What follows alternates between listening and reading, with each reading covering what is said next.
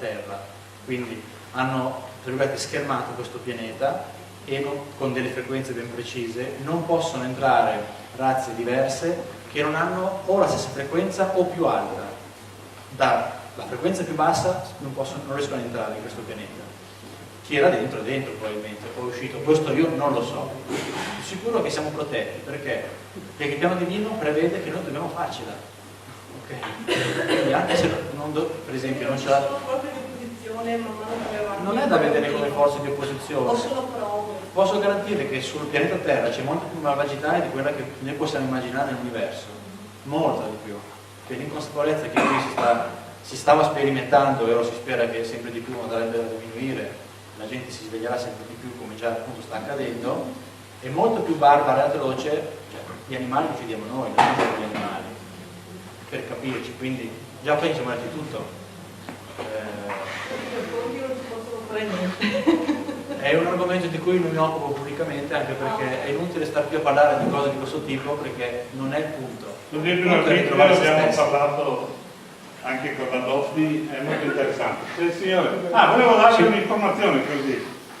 Sul sito www.foveneto.it metterò alcune foto che ha fatto la Geisha, che ha girato prima, ha fatto delle foto che vedono degli occhi e delle luci particolari. Quindi ci sono qui con noi. Che sito? Questo confermo quello che ha detto la signorina. E nel libro nel libro La verità ci rende liberi, infatti gli alieni ci hanno schermato un campo energetico quasi fino a Giove per impedire gli alieni della quarta dimensione, che sono detti malvagi, che nel tempo molto passato sono entrati qua nella Terra e hanno reso malvagio l'uomo, perché questi alieni della quarta dimensione si nutrono della cattiveria e della malvagità e soprattutto si nutrono della sofferenza. Quando ci sono le guerre, per loro è un banchetto. Qualsiasi negatività o malvagità oppure qualcosa, una persona fa del male, loro si nutrono e questi alieni positivi hanno schermato che non possono più entrare. Io questa cosa non la sapevo, fa piacere. Posso avere proprio 2 minuti ancora, volevo spiegare un concetto. Prendo un po' tutto si basa sulla ricerca interiore, perché come avete capito ormai anche il mondo del contrattismo non è più, come diceva prima Daniel, un qualcosa che devo capire, cioè noi abbiamo già capito che loro sono qui, abbiamo già capito che la sfera di luce è un'astronave, che gli oggetti metallici che spesso riusciamo a fotografare anche con delle definizioni altissime, cioè cosa ci dobbiamo ancora raccontare? Dobbiamo ancora spiegarci se esistono extraterrestri o meno? Ormai questo è un dato rifatto da 20 anni come minimo, no? Questo tipo di ambiente, soprattutto grazie a quelle persone che si danno da fare, appunto hanno donato la propria vita per portare questo tipo di informazione, sta vedendo un grandissimo cambiamento, non solo un cambiamento generazionale, ma un cambiamento di concezione del rapporto extraterrestre e un cambiamento di concezione della vita stessa, perché questo tipo di rapporto con loro cambia in base in rapporto al nostro cambiamento interiore. Quindi, come tutte cose nella vita, possiamo parlare di questo discorso, possiamo parlare di ingegneria, di fisica quantistica, ma se non abbiamo capito, non abbiamo compreso chi siamo noi davvero, non siamo in grado di vivere anche solo una giornata, e sto parlando di niente, proprio davvero di niente, una giornata completamente consapevoli di se stessi, stiamo parlando di aria fritta. Quindi il grandissimo lavoro e che è, diciamo, l'intento che io e sicuramente anche i miei amici, compagni ci prefiggiamo e speriamo che ogni volta questa cosa possa passare e arrivare nei vostri cuori, questo intendo, è che voi usciate di qua arricchiti, ma soprattutto con la voglia di sperimentare voi stessi. Il punto fondamentale è l'accettazione. Come faccio a vivere una vita consapevole se non mi accetto? come faccio a essere felice, quindi cominciare a fare un percorso di introspezione se non ho il coraggio di accettare che ho voglia di mangiare sempre, che penso al sesso 25 volte al giorno, oppure non vedo l'ora di fare questa cosa, quell'altra. Ecco, sono tutte quelle parti di noi, la paura, tutte quelle parti di noi, in parte animalesche, in parte tutto un discorso emotivo, ereditato, sviluppato, eccetera, che chiaramente non siamo noi. Quindi il grandissimo processo è lavorare per fare in modo che noi ci disidentifichiamo da questo tipo di illusioni e incominciamo a vivere una vita nella verità. Quando qualcuno parlava di verità 2000 anni fa l'hanno messo in croce, oggi non fanno più questo, non lo possono fare, e anche se lo facessero ci sono altri 3000 contattati o persone che si occupano del campo spirituale che andrebbero avanti. Quindi, come dire, la cosa ormai è persa completamente, il paradigma è cambiato, ma questo è fondamentale, perché tutto quello che noi abbiamo detto qui oggi, che diranno anche dopo loro, se dopo noi usciamo di qua, appunto, come dicevo prima, il primo che mi taglia la strada, a parte un insulto, non abbiamo capito niente. Se siamo ancora convinti che la meditazione con i colori, con le scalette, tutte queste cose new age che sono nate oggi sono utili e siano vere, sbagliate di grosso, perché la verità la trovate nel silenzio e osservando voi stessi. Quindi le chiavi cominciano ad essere due: accettazione e osservazione. La terza chiave che voglio comunicare è il respiro. Il respiro vi permette costantemente di respirare in maniera calma, osservando il respiro, divenite presenti, vi accorgete di cosa è illusione e invece chi siete voi, e vivere costantemente in quello stato di coscienza e vivere una vita vera, una vita autentica. Voi siete voi, è la vostra anima che si sta esprimendo. Non ci sono degli obblighi, parlare ad alta voce, parlare a bassa voce, vi comportano in un certo modo perché sono spirituale, altrimenti... No, siete voi stessi. L'artista, il pittore, il cantante, l'operaio, qualsiasi cosa è perfetta. E se non l'accettate non potete andare avanti da dove vi trovate adesso. E men che meno potranno avvenire questi tipi di contatti, perché loro aspettano persone sveglie, vigili, persone che possono essere d'aiuto, che possono contribuire a un messaggio a un piano superiore.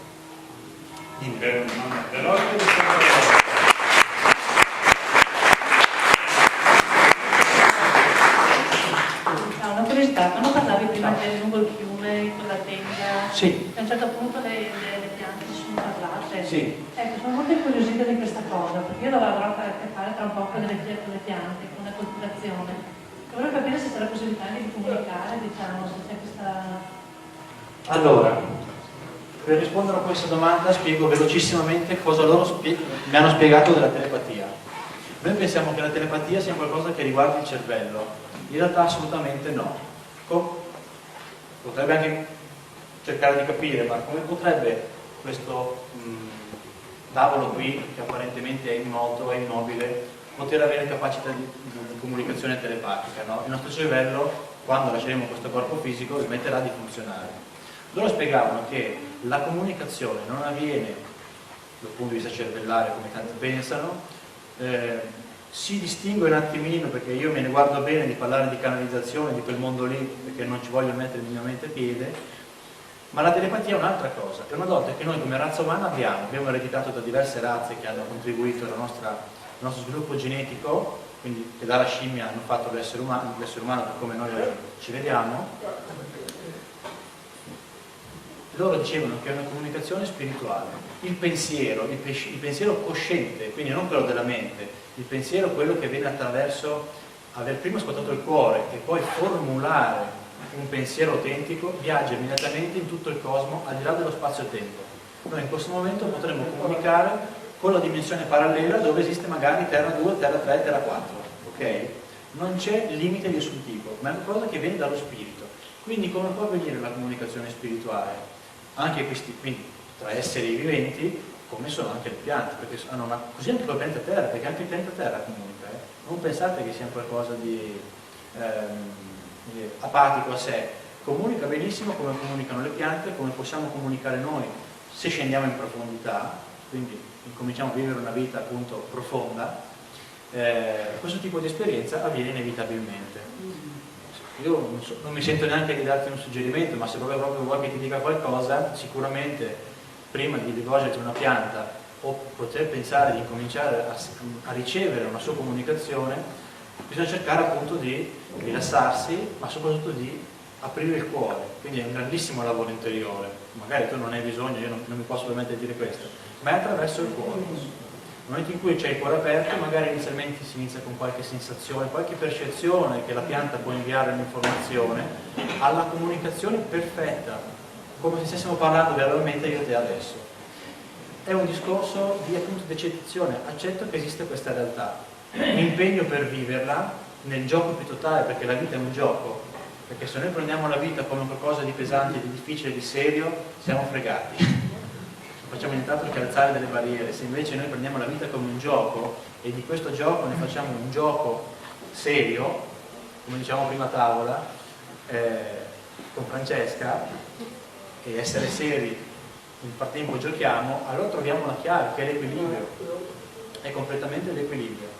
E questa è la chiave per tutti, così per gli animali, per qualsiasi essere. Delle volte questi esseri che comunicano con me si possono trovare di fianco a me spiritualmente, perché magari quel giorno non sono pronto per vederli, quindi rispettano il mio sentire interiore, il mio stato di coscienza interiore, e vengono atomicamente disgregati, no? Perché gli esseri visibili possono fare questo. Oppure possono comunicare dall'astronave o dal loro pianeta. Quindi questo appunto per testimoniare che non esiste lo spazio-tempo. Ok, altre domande? Grazie.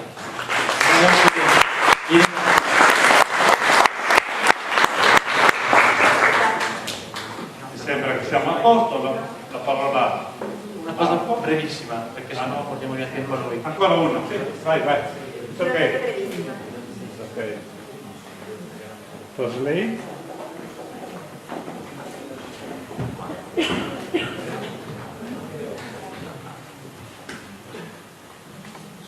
Buonasera a tutti, sia le persone sorde che le persone udenti. È una domanda molto breve, non è una cosa lunga. Ho visto le ricerche ufologiche e mi complimento con tutte le persone qui presenti, è molto interessante, sia per le persone sorde che le persone udenti. Io ho una curiosità molto grande.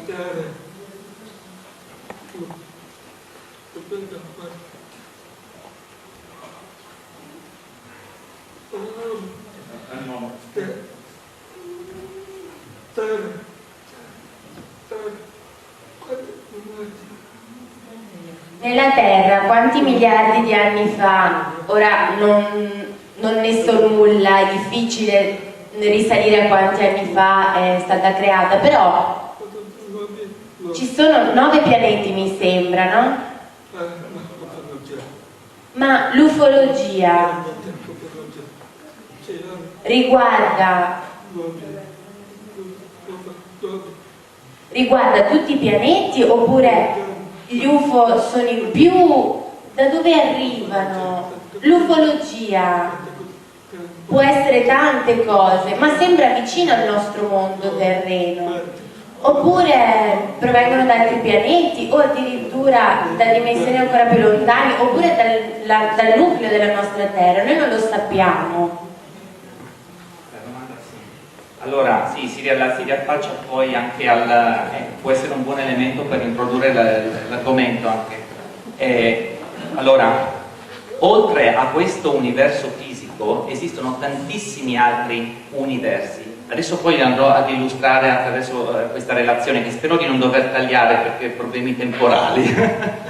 Allora, sostanzialmente non si parla soltanto di questo universo fisico, si parla di più universi, possiamo dire sovrapposti al nostro, si parla direttamente anche di un universo generatore. Pertanto i dischi volanti, queste strutture armoniche che si presentano a noi sotto forma luminosa, di luci, di orbs, e l'abbiamo vista anche prima, sostanzialmente attraversando dei veri e propri tunnel spazio-temporali. Quindi non c'è soltanto l'universo fisico, ci sono più piani dimensionali ancora sconosciuti all'uomo. Si parla principalmente di multiverso, multidimensione, pertanto è un sistema universale, è una macchina proprio globale, lo vedremo adesso spero di poter collegare il PC intanto, puoi farmi, grazie, così almeno, perché perché lì viene spiegato proprio come funziona questa macchina e anche i risultati metavisiti, e qui ce ne sono stati questa sera, sperimentazione che abbiamo fatto poc'anzi,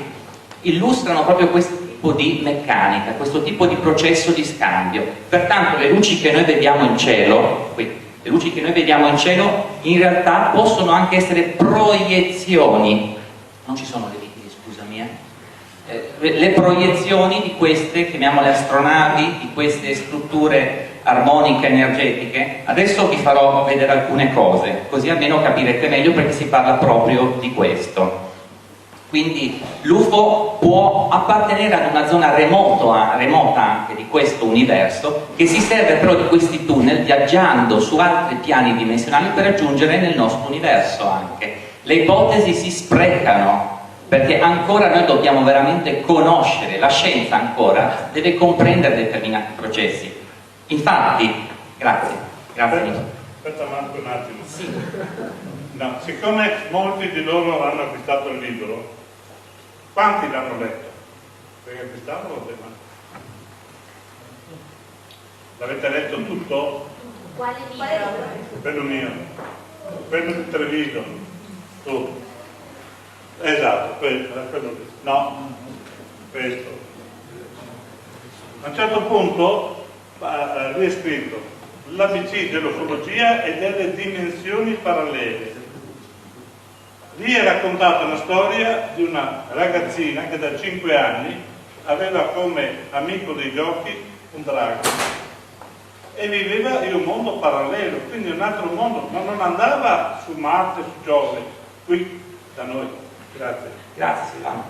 Allora, cominciamo col dire, ve la ricordate la grande notizia della NASA che sono stati scoperti questi 7 esopianeti, quindi pianeti esterni al nostro sistema solare. Su 3 di questi hanno detto che è possibile la vita. Favoloso, che gran bella notizia. Peccato che distino soltanto 40 anni luce. 40 anni luce. Allora, un anno luce sapete a quanto corrisponde? Più o meno, all'incirca, a 9.454 miliardi di chilometri. Moltiplichiamolo per 40, bellissima la scoperta, ma com'è che possiamo andare su quei mondi per effettivamente sincerarci di quanto è stato espresso dalla scienza odierna? Impossibile? Forse no, perché dietro ad una fenomenologia magari si nascondono le chiavi che potrebbero darci anche una risposta. Ora io vi farò vedere velocemente delle immagini. Questa è una relazione itinerante che sto portando avanti da qualche anno. Ecco, l'ho modificata per l'occasione perché viene aggiornata di anno in anno. Vi farò intanto vedere le immagini, non sto a rispiegarvi la tecnica perché più o meno a grandi linee ve l'ho illustrata prima. Vediamo un po' se si vedono queste immagini.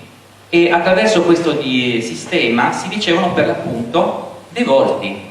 Guardate, Allora, proviamo a spegnere magari, grazie. Lo vedete? Guardate, così è meglio. Lo osservate bene? Ecco, chiedo sempre conferma. Lì poi se c'è... è stata tolta la luce, perché adesso vi farò soltanto immagini che devo far vedere, velocemente. Grazie. Guardate. Questa è l'immagine originale, questa è l'immagine filtrata. Anche qui, guardate, questo è un uomo.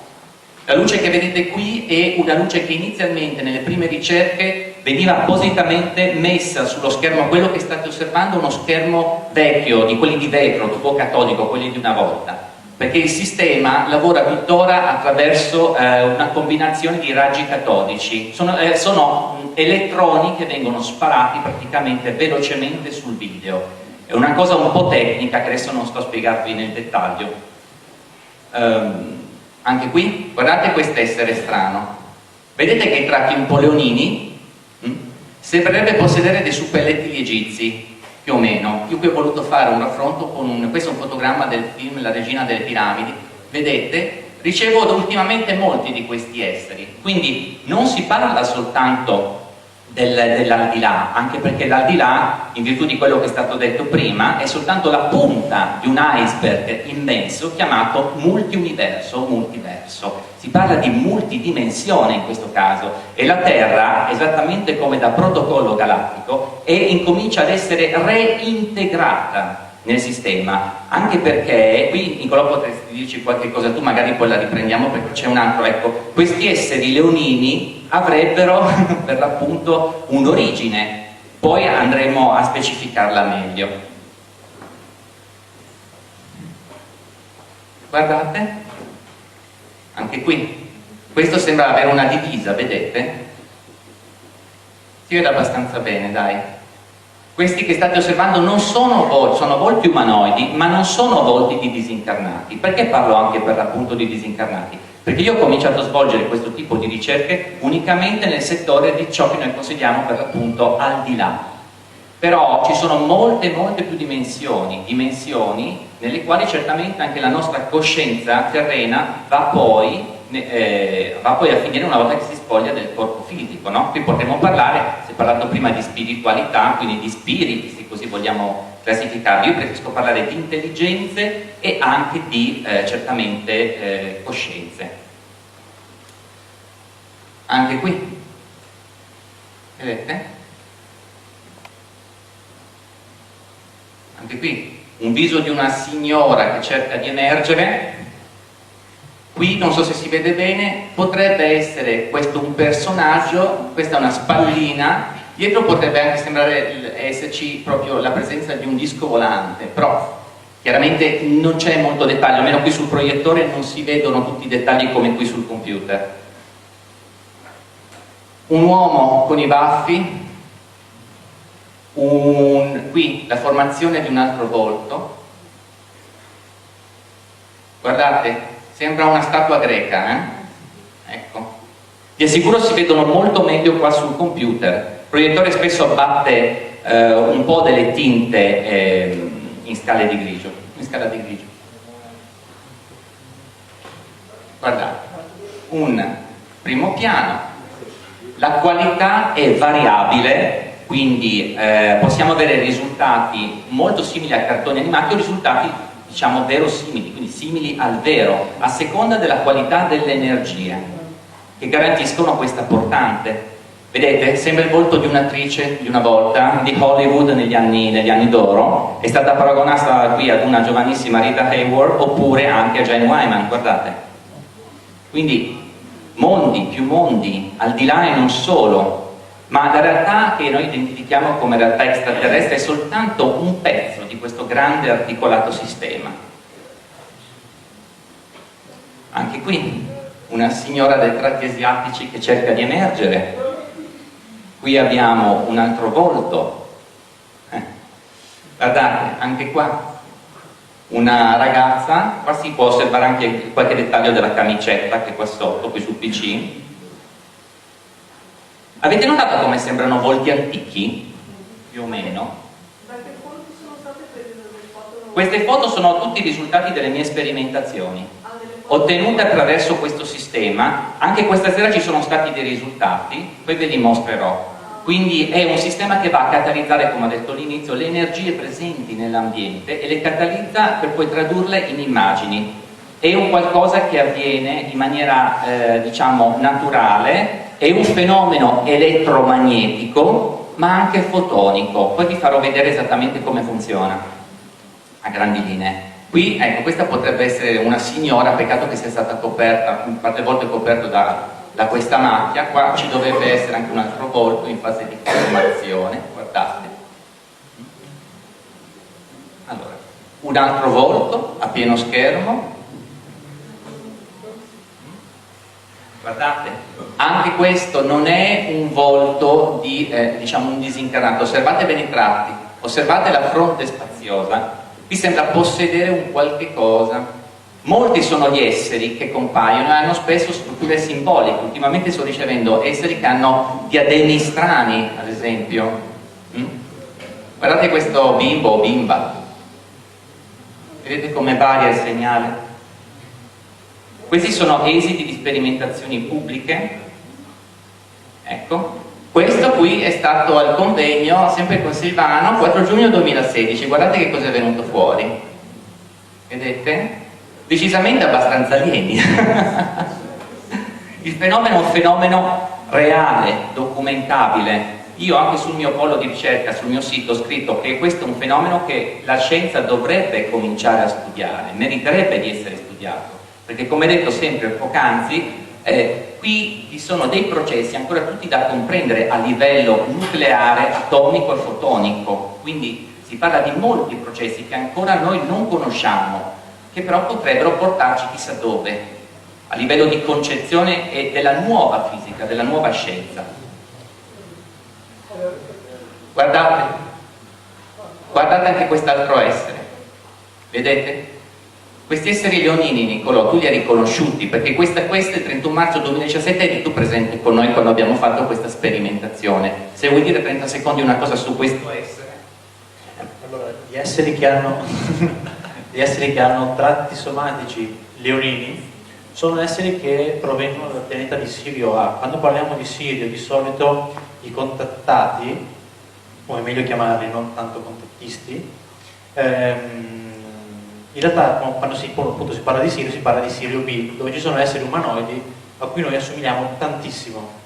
Siamo praticamente 2 gocce d'acqua, se non nelle dimensioni di altezza e grandezza, tonicità muscolare, se non che questi esseri emanano luce. Quando invece si parla di Sirio A, che è uno dei pianeti più grandi scoperti da noi umani, chiaramente, si sta parlando di esseri felini. Quindi quando parliamo di vediamo il passato della Terra, la storia egizia, ecco, questi erano esseri molto evoluti.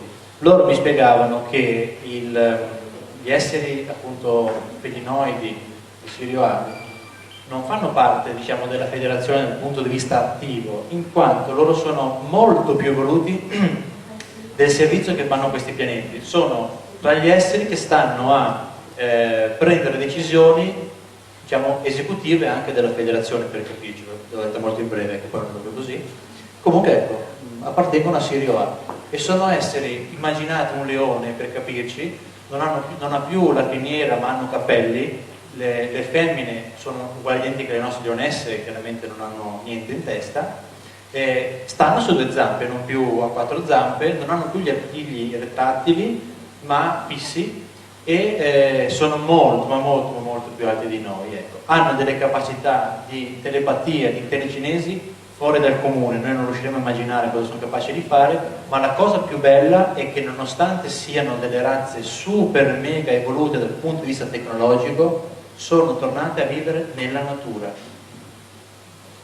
Fondamentale appunto dire, ecco perché, no, parla degli egizi, ha parlato giustamente degli egizi, perché allora abbiamo ricordato la Sfinge, queste deità, no, che hanno la forma felina, quindi il leone, certamente sono queste civiltà che hanno influenzato in epoche passate le nostre civiltà. Quindi, in maggior parte dei modi sono tutti i leonini di Sirio, esatto.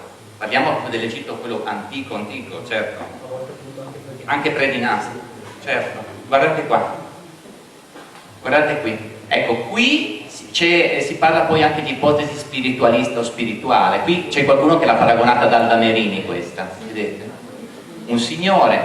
Possono capitare anche dei riscontri, quindi torniamo a parlare anche concettualmente di al di là classico, quindi è un canale che è sempre aperto, che si presta a più impieghi. Guardate, dietro di qui, sì, somiglia a Michael Jackson, sì, me l'hanno detto, però vedi che ha anche sulla fronte qualche cosa. Scusate, sì, ecco qui, anche qua, guardate. Domanda di rito: vi sembrano queste macchie casuali? C'è una fortissima interazione intelligente, chiaramente. Ancora il segnale non è perfetto, però questo tipo di manifestazione è chiara. Guardate, anche qui, guardate. Guarda, anche qua, vedete? Peccato che qui non si notano bene tutte le tinte in grigio, ma guardate ad esempio questa immagine, guardate questa. Questa è stata fatta durante una sessione di Reiki, quindi questa tecnica, chiamiamola così, spirituale, energetica e di guarigione, esatto, energetica e fisica anche, no? Esatto. e la persona che era stata sottoposta a questo tipo di terapia diceva di continuare a visualizzare una persona vista proprio come guida, come entità alta che aveva tratti asiatici, e successivamente è venuta fuori questa immagine. Rigorosamente le manifestazioni, quindi le sperimentazioni, sono fatte in diretta, in presenza sempre di testimoni, è fondamentale dirlo. Guardate, recentemente è venuta a trovarci anche questo è un mio polo di ricerca, Progetto Mebius, Marina Tonini, molti di voi la conosceranno. È stata anche qui da Silvano, mi pare. 2 o 3 volte, guardate qua. Sei tu quello in alto a sinistra? Cioè, abbiamo questa immagine, abbiamo qui vedete qui gli occhi, peccato che non è venuto fuori completo, anche qui. Quale? Dimmi. Quello piaciuto, magari. Magari. Però te la via giù sei tu, vedete, è più carina questa, dai. Più giovane. Sì. Allora, anche qui, guardate, durante un'altra sessione di sperimentazione metavisiva, guardate, stile anni 30, questo è un uomo, immagini, io ho un archivio che contempla, cioè, se arriviamo attorno alle 10.000 immagini, perché sono più di 20 anni di sperimentazione, guardate anche qui, queste sono, diciamo, le migliori, quelle che hanno avuto anche un qualche tipo di riscontro. Sì, dimmi. Vabbè, volevo fare una domanda come se fosse uno spettatore. In questi 20 anni hai notato una differenza nelle immagini? Gli ultimi 5 anni, a parte il fatto che ho cambiato totalmente sistema e anche tecnica, succede che quando tu sperimenti integri anche delle energie e apri delle porte. Quindi io dico sempre che sperimentare e integrare, pertanto ti arrivano delle nozioni o a livello onirico o a livello intuitivo, a livello proprio di canalizzazione medianica, quindi ricevi delle informazioni che ti aiutano sempre di più ad aprire questo canale, quindi ti avvicini sempre di più a questi mondi, perché il tuo modo di pensare cambia, e cambiando il tuo modo di pensare cambia anche la realtà che ti circonda, quindi la struttura è proprio così, è in divenire. Comunque gli ultimi 5 anni sono aumentate, una volta ci voleva molto più tempo per ottenere una singola manifestazione, adesso in una singola sessione ci possono essere anche 2 o 3 immagini alla volta, soprattutto di visi extraterrestri, questi visi stranissimi certamente, ma è tutta una grande preparazione questa. Ah sì, scusate, mi sono andato velocemente, questo è un mezzo busto, vedete qui, di qua di fianco sì, ce ne sono anche altre. Sì, però è molto più occultato chiaramente, anche questo, sì, questa era la prima tecnica, la TRC. Sì. Ah sì, qua sotto gli occhi, il naso e il felino, sì. Ovviamente sappiamo tutti che esiste il fenomeno della pareidolia, cioè dell'illusione visiva. È chiaro che anche io, se volessi, posso tranquillamente trovare sulle superfici di marmo o di legno dei volti, ma in questo caso si parla di fantasia, in questo caso si parla di dati oggettivi, quindi di volti oggettivi. Quindi la creatività può giocare certamente degli scherzi. Tanto per riallacciarci al discorso dell'universo, sostanzialmente il nostro universo, vedete, guardate, questa è un'immagine originale del telescopio spaziale Hubble ed illustra un ammasso galattico, quindi è un'immagine reale. Ebbene, nel 2014 è stato possibile documentare, e ci fu un bellissimo articolo a caratteri cubitali che diceva, quindi documentare una realtà che era questa: scoperta la matrice dell'universo, ragnatela di gas interconnette tutte le galassie e gli altri elementi stellari. Quindi qui ci troviamo all'università, in California, all'università di Santa Cruz. In questo team di ricerca c'è stato un certo Sebastiano Cantalupo, perché a dire sempre questo nome? Perché sono tante teste che migrano e vanno all'estero, hai capito? Che è riuscito a documentare, grazie all'illuminazione di un quasar, adesso siccome vado abbastanza veloce, non sto a spiegare che cos'è il quasar, è riuscito a illuminare questa zona remota dell'universo ed è stato possibile vedere questa ragnatela.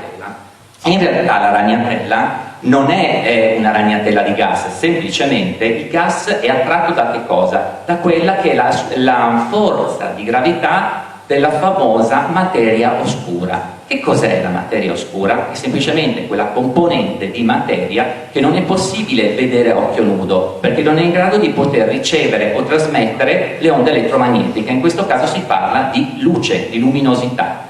Quindi il gas, essendo tratto dalla forza di gravità di questa superficie, di questa matrice oscura, è servito da elemento di contrasto. Quindi se noi potessimo vedere in questo momento come è strutturata questa ragnatela, e pensate che la materia oscura è circa l'84% di tutta la materia globale.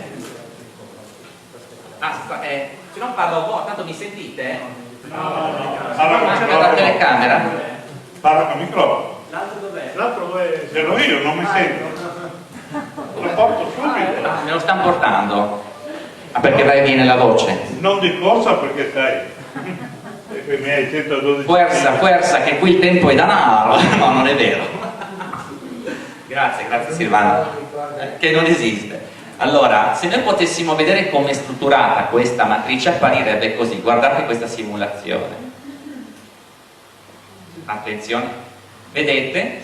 Questa è una simulazione. Blocco un secondo. Questo è il megaparsec come unità di lunghezza astronomica. Si utilizza anche questa oltre che l'anno luce. Sostanzialmente, vedete, tutto ciò che è tendente al giallo illustra la presenza di una galassia, tutto ciò che è tendente al viola fucsia fa vedere proprio la struttura di questa ragnatela, di questa superficie costituita da materia oscura. Ebbene, che cosa vi sembra? Cosa vi sembra questa struttura? Una domanda rivolta a voi. Cervello? Neuroni. Stiamo effettivamente parlando di una vera e propria matrice neurale. Un sistema neurale perfetto che potremmo tranquillamente ipotizzare come essere il grande creatore.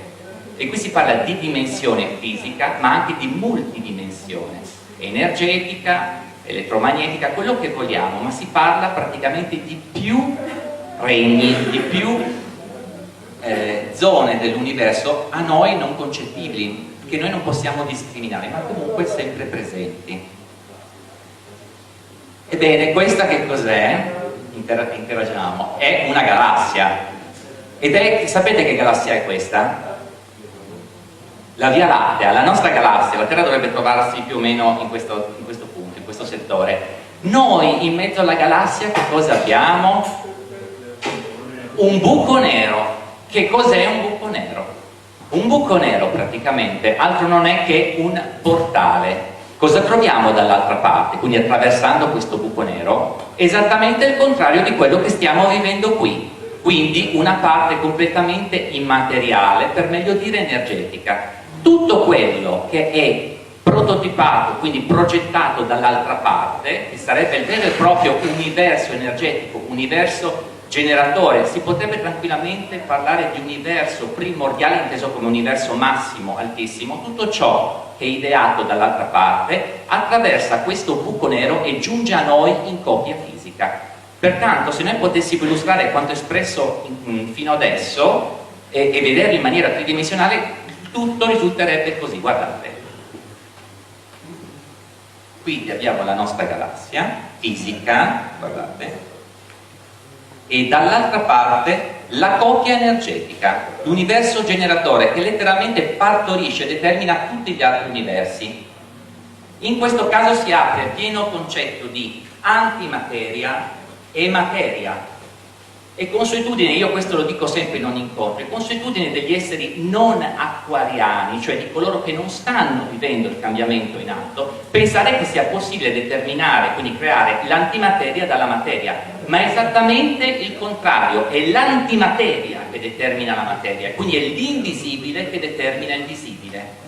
Questo è un concetto fondamentale. Perché dico questo? Perché le immagini che state osservando arrivano attraverso dei ponti, attraverso dei veri e propri tunnel spazio-temporali. Possiamo tranquillamente parlare dei wormhole, oppure anche dei, si chiamano ponti di Einstein-Rosen anche, insomma, ci sono molte nomenclature in merito. Quindi è una realtà che varrebbe veramente la pena studiare. Allora, teniamo presente, si è parlato in questo caso, no, di come rapportarci con queste realtà, di che cosa succede esattamente durante magari gli avvistamenti, durante le esperienze di contatto. Ebbene, noi abbiamo due punti nodali, punti nodali di energia, uno posto in prossimità del cuore e uno posto in prossimità della testa. Potremmo tranquillamente correlarli, quindi equipararli al discorso del quarto chakra e del sesto chakra, per chi si intende di correnti yogiche. Quindi, in questo caso il punto nodale che è situato nella zona del cuore ha una valenza magnetica, il punto invece situato all'altezza della fronte ha una valenza elettrica, elettromagnetismo. Per questo ho ringraziato prima di questa cosa che è stata mostrata, perché effettivamente che cosa succede? La luce che voi vedete qui rappresenta la nostra interconnessione con la matrice, oppure interconnessione spirituale. Durante le esperienze di contatto il nostro campo elettromagnetico si dilata, può arrivare a sfiorare anche lunghezze di 18-20 metri a livello di dilatazione, poi ve lo farò vedere. Durante questa fase altre intelligenze entrano in questo campo elettromagnetico e riescono a interagire con la nostra dimensione. Quindi siamo noi a catalizzare, come vi ho detto proprio all'inizio, tutta la fenomenologia, che è altamente selettiva in questo senso. Ecco perché alcuni vedono e altri no, ma è anche altresì vero che, ecco, qui stiamo vedendo, adesso qui appariranno altre luci che rappresentano le altre intelligenze. È anche vero che la Terra sta attraversando in questo momento una zona di spazio ricca di nuova energia, quindi siamo molto più vicini rispetto a 10 anni fa a questi mondi.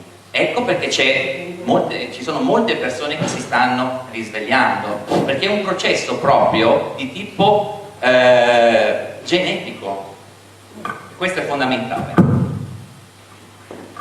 E in effetti gli antichi conoscevano già l'esistenza di questi due campi, che avevano comunque anche una loro propria struttura piramidale.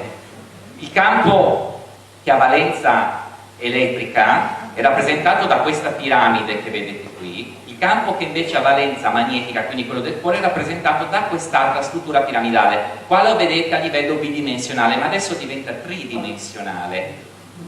Noi, per come stiamo vivendo questa realtà, questi due campi li abbiamo a riposo, non si muovono così velocemente. I famosi maestri ascesi riuscivano a velocizzare, ad armonizzare questi campi, e questi campi erano in grado di poter annullare spazio-tempo ed era possibile fare dei veri e propri viaggi cosmici. Adesso ve lo mostro anche con un altro filmato. Questa è un'altra simulazione fatta con l'uovo vitruviano di Leonardo, guardate.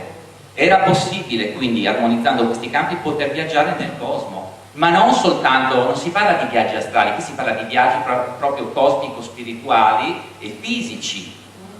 In questo senso tutto l'essere veniva trasportato. Ecco perché in alcune iconografie sacre si vedono questi esseri dentro delle navette a forma di stella, no?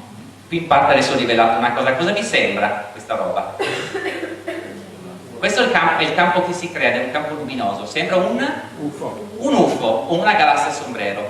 Scusatemi, perché le navette che voi vedete in cielo soprattutto, ma anche di giorno, perché le abbiamo viste di giorno, perché sono luminose?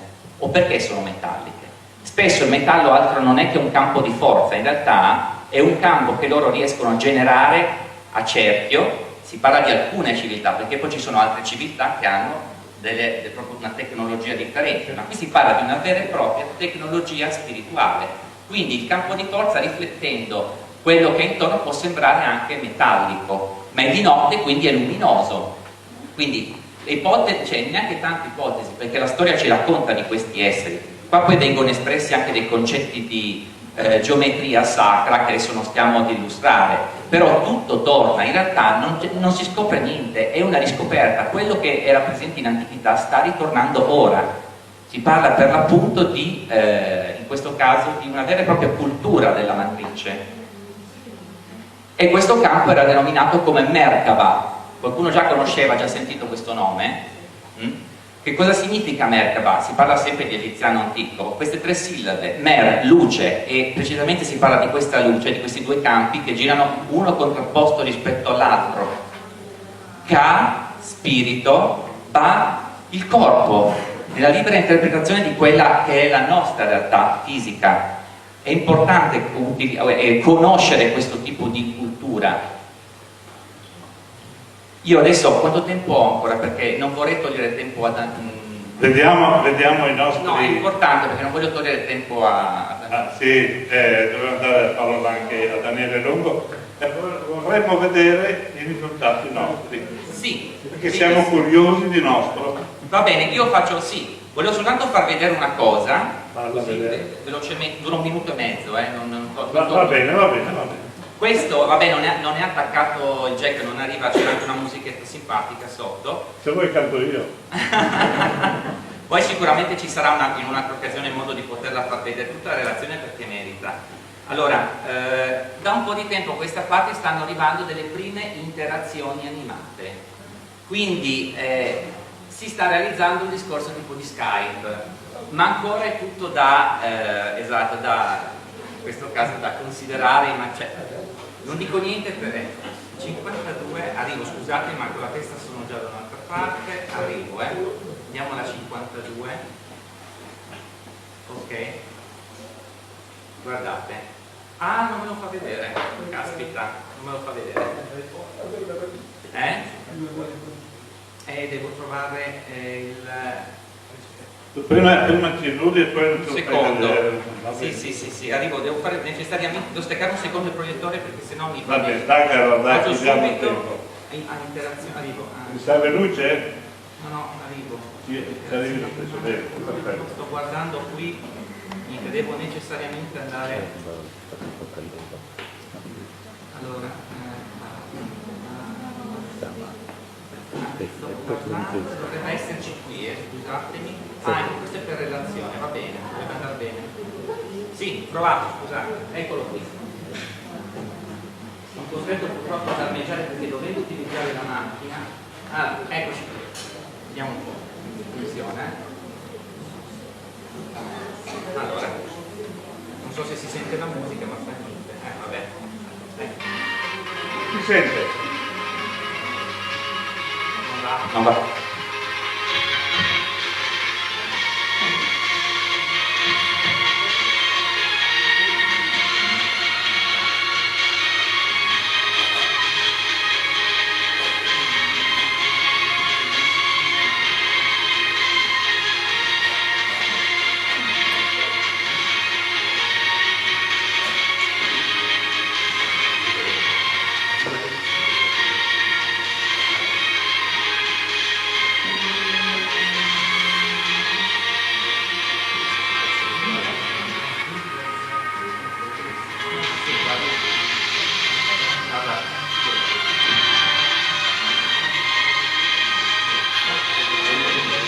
Si vede? Guardate, sono 5 fotogrammi, mandati avanti e indietro. Sì, vedete che anche questo ha suppellettili che sembrano essere suppellettili egizi quasi. Comunque ha tipo una tuta,